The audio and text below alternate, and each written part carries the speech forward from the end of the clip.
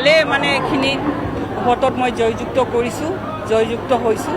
এইটো কাৰণে মোৰ ৰাইজৰ প্ৰতি দায়বদ্ধতা আছে আৰু মন্ত্ৰিত্ব পদটো চবেই বিচাৰিছে, ময়ো বিচাৰিছোঁ। কাৰণ যিকোনো বস্তু কাম কৰিব গ'লে আমাৰ মন্ত্ৰিত্ব লাগিব আৰু বেছিকৈ মই কাম কৰিব বিচাৰোঁ। স্পেচিয়েলি আমাৰ কোকৰাঝাৰ যিটো প্ৰেষ্টিজিয়াছ এইটো সমষ্টি এটা, আৰু এইটো সমষ্টি যোনেই জিকিছে ই মন্ত্ৰিত্ব পাইছে।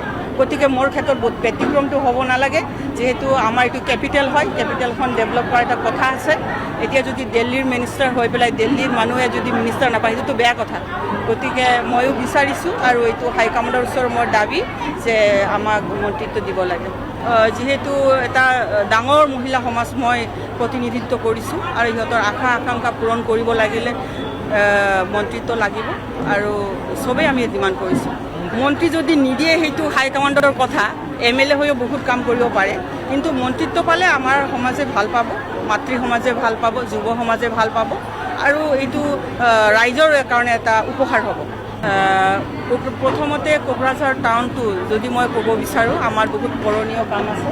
মই চহৰখন আটক ধুনীয়া হোৱাটো বিচাৰোঁ আৰু নাৰী সুৰক্ষা আৰু আমাৰ যুৱ প্ৰজন্মৰ কাৰণে কৰ্মক্ষেত্ৰ মই কৰিব বিচাৰোঁ আৰু তাৰ লগতে আমাৰ যিখিনি অঞ্চলত আমি কেতিয়াও ভোট পোৱা নাছিলোঁ বিপদ হিচাপে, সেইটো অঞ্চলত আমি ভোট পাই আহিছোঁ আৰু ইহঁতৰ কাৰণে মই কাম কৰিব বিচাৰোঁ।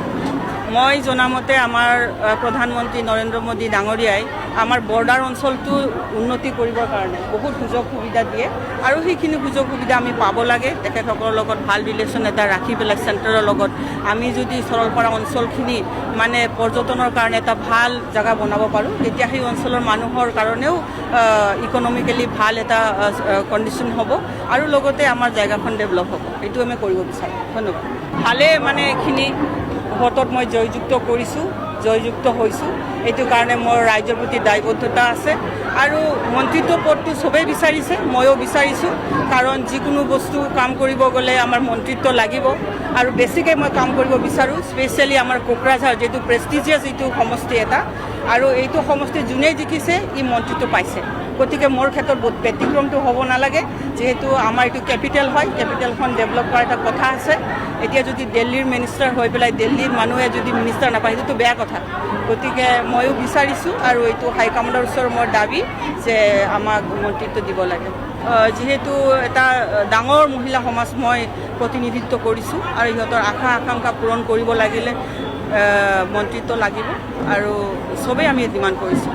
মন্ত্ৰী যদি নিদিয়ে সেইটো হাইকমাণ্ডৰ কথা, MLA হৈও বহুত কাম কৰিব পাৰে, কিন্তু মন্ত্ৰিত্ব পালে আমাৰ সমাজে ভাল পাব, মাতৃ সমাজে ভাল পাব, যুৱ সমাজে ভাল পাব আৰু এইটো ৰাইজৰ কাৰণে এটা উপহাৰ হ'ব।